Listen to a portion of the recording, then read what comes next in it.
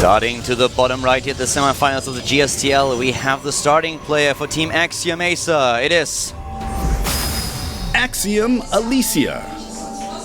Needs a pause. Oh, Alicia immediately with a pause here. Apparently some issues, I guess, with his keyboard. Yeah, or potentially sound here. No, nothing wrong with his build so far. He's built all his probes on time and everything else, so... And it's more likely that it's actually a sound issue that he has at this point. You're perfectly right about this. So the admin's immediately heading over. Could also be a frame rate issue, you know, maybe he feels like his frames are dropping or something. Whatever it is, he has a smile on his face already. Yeah, which means it's probably something simple like his sound. Great shot. Great shot. Yeah, okay, so apparently it was a hotkey issue. It always baffles me how that can happen if you are the starting player for your team. The starting player always has the most time to prepare for his match. Even the second player, because we have like a double booth system for each team. Even the second player and the later ons can prepare very well for the games and make sure that their hotkeys are ready. So I have no idea how that can happen to you. Yep. I don't know either, but he says everything is fine now. So I guess it's also, we have a countdown that was typoed. He said 5, 4, 2, 1. I don't know how that happened either. Got a warning, of course, and Crank just nods and is like, yeah, that's fine if we lose today. That the warning doesn't really matter anymore unless we really screw up today and receive severals and will that actually like get a point. Yep. All right, we're back in the game. Everything is fine. Everything is normal. YongHwa is ready as well. The game has restarted, and here we go. We're starting to the top left for Team LGIM, the starting player in yellow. YongHwa. Yeah, it's one of the things that you have to keep in mind when we're talking about the GSTL playoffs here is that this season the prize money in total is roughly $90,000. The first place finisher gets roughly $45,000 and the second place gets roughly $20,000. So there's a lot of money on the line. Yeah. This is a really, really epic season. And we were talking a little bit about giving you statistics for those two guys that we have on screen right now. So let's talk a little bit about the Protoss versus Protoss in Heart of the Swarm for Alicia and for YongHwa. The statistics that GomTV usually supplies you with on screen are more achievements that they had throughout the entire StarCraft 2 career, also including Wings of Liberty. But if you want to judge their strength, you always have to focus on Heart of the Swarm, of course. So let's have a quick look at Alicia first. Alicia so far has played 8 maps in PvP and offline, of course, and he won only 2 of them. So this is not really the matchup where he shines. He lost to Hero in a best of 5 and he lost to SOS in a best of 5. Something that definitely has to be remembered here, since those two are very strong opponents to face. But if you then just go ahead and you look at the statistics for YongHwa, it's a very different picture. YongHwa in Heart of the Swarm has faced 19 Protoss opponents, has played 19 PvPs, and he won 53% of them. Took down opponents like Super, like Stats, Avenge several times, Parting as well at the beginning of March. So a very strong opponent to face here in a mirror matchup. And if we look at the statistics alone, YongHwa is the favorite here. But I'm pretty sure since both of those players knew about the matchup beforehand, that we have very specific builds prepared for both of them. Yeah, completely agree. So just as far as build order differences go, we had a faster gases taken by YongHwa, but then he mined a little bit less at first, and then it's kind of evened out as they both put triple in. The extra gas that Alicia has here, or rather that YongHwa has, allowed him to get a slightly faster mothership core. Twilight Council goes up here faster, and we have double Stalker coming out on the other hand for Alicia, who's also chrono boosting those, so he really wants to put some heavy pressure on here. So we'll see how this goes. This could be DTs, and on this map it's very possible that we could also have Blink Stalkers. Both strategies very good on this map. Yeah, we've seen a lot more DT builds being used in Heart of the Swarm compared to Wings of Liberty. Always, of course, post Inca. Yes. That always has to be mentioned, because when we have Inca in the booth, we always know what we get. What you see is what you get there, but for now... YongHwa messes up here. He actually chased that mothership core a little bit too far. He's losing a lot of hit points here. Yeah, he's losing a lot of hit points on that Stalker and nearly lost it. And here comes the Dark Shrine. Yeah, Dark Shrine, it looks like he's going to also drop a Nexus with this. So both players going for expansion builds, just going to be a DT expand. And actually, no, he decides not to expand. He moves his probe away. He just scouts. There is one sentry at the ramp, so if he sees the ripple, he could go for it. And we have him also with a robotics facility, which is really important. So right now he's getting all the tools that he needs later. Alicia, that is. The question, of course, being where is that observer when it's going to be needed? Will he have the observer cross map, or is the observer close at the main base at the natural? Can they take down the DT, or will he have to chrono boost a second observer? How much is he going to lose here? And is the Phoenix that we have now on the screen going to scout the Dark Shrine? It absolutely should. And this is why it's always like kind of a bit crazy to me when people make their Dark Shrine the main base, because chances are if somebody makes a sentry, they're going to see it, and it's already been scouted here. He could cancel it. He selected it for a second there. He was considering it, and he selects it again. I think he's going to cancel it at the last second after the Phoenix disappears. Yeah. Because he still can. Okay, Phoenix disappears, and do we see the cancel or not? Doesn't really look like He's selecting it. It's selected for him.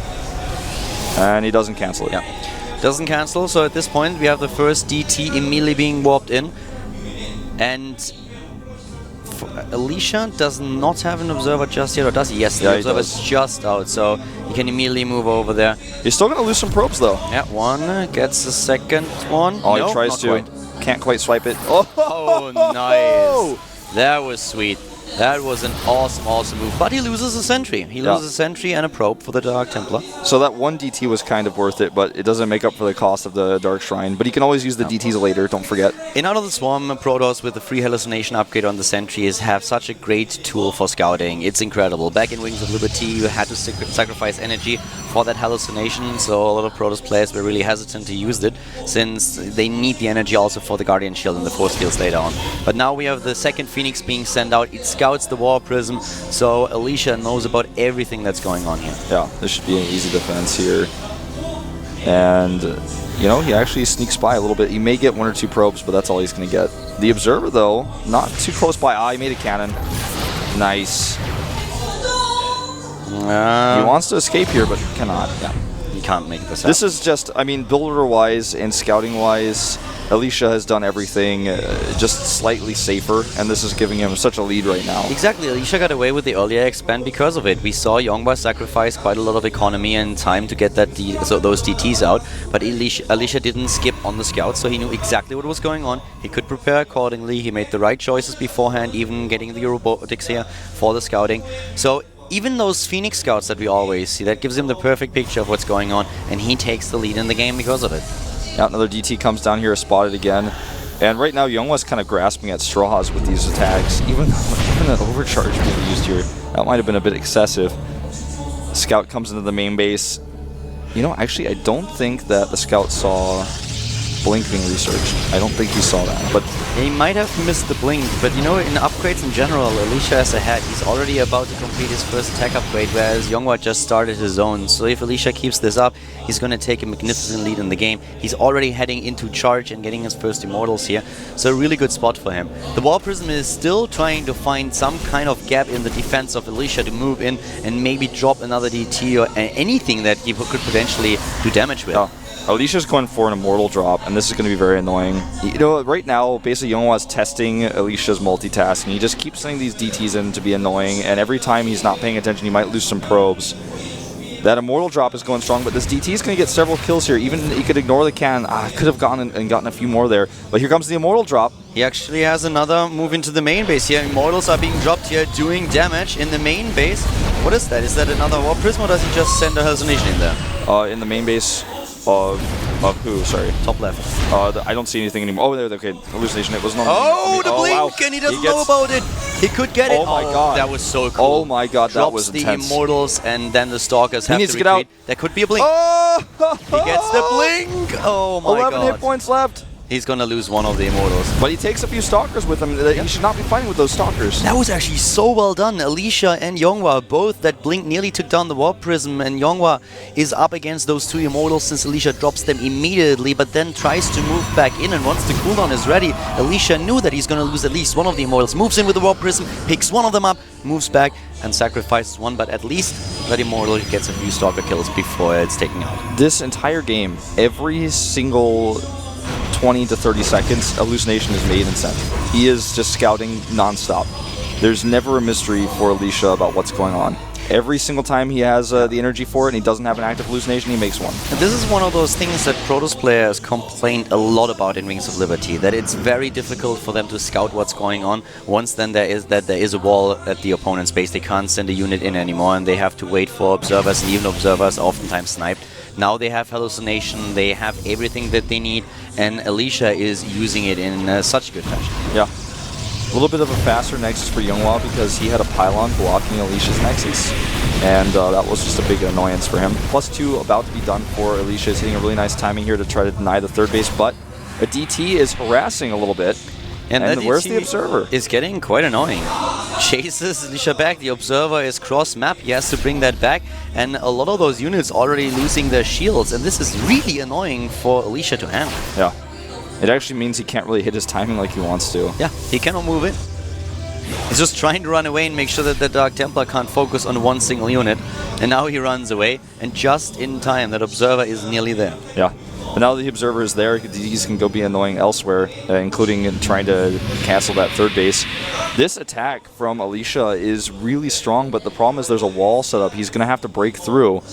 Warp Prism flies in here first. Oops. Look at that bank for Alicia, on the other hand. He could really make that work for Zealots to warp them in. Yeah, he just doesn't have a Warp Prism anymore. And he doesn't have a forward pylon. Yeah, I don't think he can.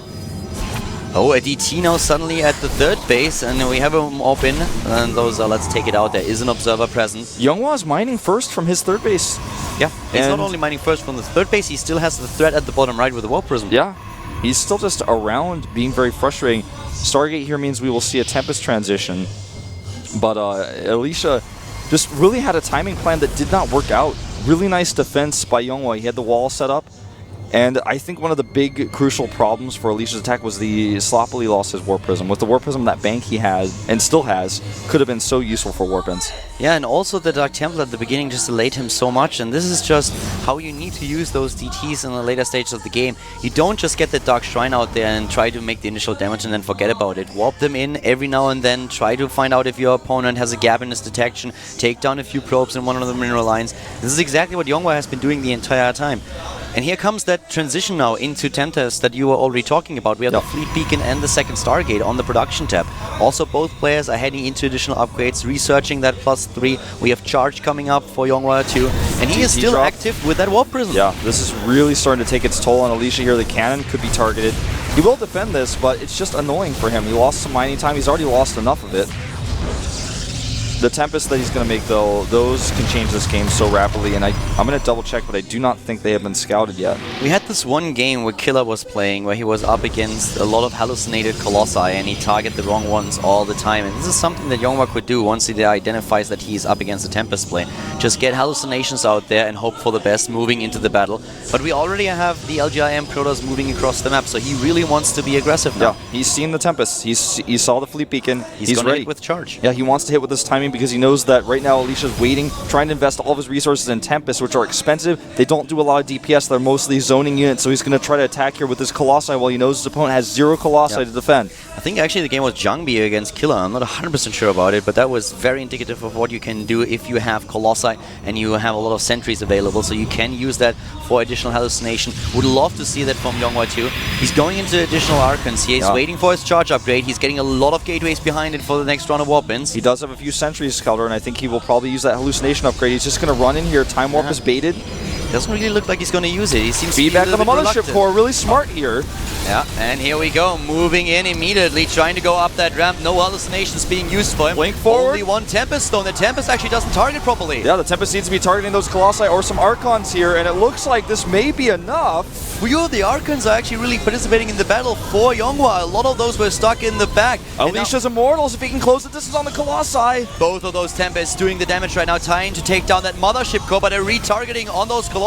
Tries to take out the next one, and Colossus number 2 is already falling. The last one trying to survive, but way too many Tempests. Way too many Warpins as well here for YongHwa, though, coming in, and he blinks underneath those Tempests. He's got the Immortals to support, and it looks like he may be able to break through here. Could blink again under that Tempest. He has the Gateway Army to use it, and he's moving in once again. The one Warp Prism is still alive. He could have sniped it a little bit earlier. That would have helped him so much, but now he's losing ground. Both of them still at very even supply. Another Tempest trying to escape, but the forward The blink forward takes it down. Yeah, this is a better composition, arguably, here for YongHwa. He has the lead in supply now. He's even warping in some DTs, and it looks like he will be able to take this first game. A few more warp-ins from Alicia. He has one Tempest, picking off the hit points of these Stalkers, but he's starting to lose his probes here. Alicia is trying what he can, warping in round of units after another. He still has a Tempest trying to take down those Stalkers, but the blink forward once again beneath the Tempest, and I think this has to be it. I mean, More at this point, DTs. it's a 50 supply lead. GG.